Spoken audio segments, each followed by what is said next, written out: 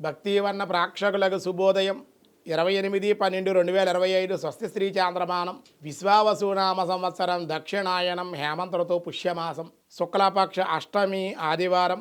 అష్టమి ఉదయం 7:35 వరకు, అనంతరం నవమి తెల్లవారుజాము 5:43 వరకు, నక్షత్రం రేవతి నక్షత్రం తెల్లవారుజాము 4:03 వరకు, వర్జ్యం సాయంత్రం 4:36 నుండి సాయంత్రం 6:08 వరకు, దుర్ముహూర్తాలు ఉదయం 4:02 నుండి 4:46 వరకు, సూర్యోదయం 6:33, సూర్యాస్తమయం 5:30, అమృత గంటలు రాత్రి 1:46 3:17 వరకు, రాహుకాలం సాయంత్రం 4:30 నుండి 6 గంటల వరకు కూడా రాహుకాలం.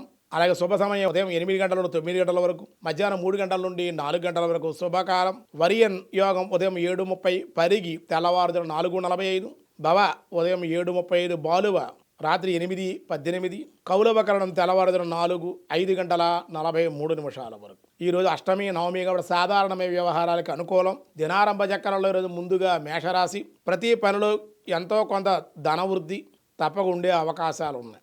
వృషభ రాశి వారి శారీరక శ్రమ, అలసట, కొంత బద్ధకము, నష్టాలు కూడా ఉండే అవకాశాలు ఉన్నాయి. బద్ధకాన్ని దూరంగా పెట్టి నిష్టతో నియమంతో పంచివారిట క్రమశిక్షణగా ఉంటే కనుక ఈరోజు అనుకూలం. మిథున రాశి వారికి అధిక కార్యభారం వల్ల ఇబ్బందులు, ధన వ్యయము ఉండే అవకాశం. కర్కాటక రాశి వారు చేసే పనులు ఆటంకాలు, చెప్పుడు మాటల్లో వినడం వల్ల ఇబ్బందులు పడే అవకాశం ఉంది.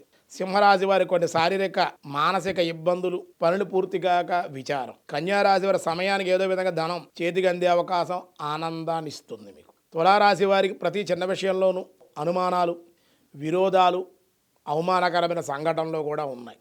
వృశ్చిక రాశి వారి ఆర్థిక వ్యవహారాల్లో విజయము, ధైర్యంతో దైవబలంతో ముందు వెళ్ళే అవకాశాలు.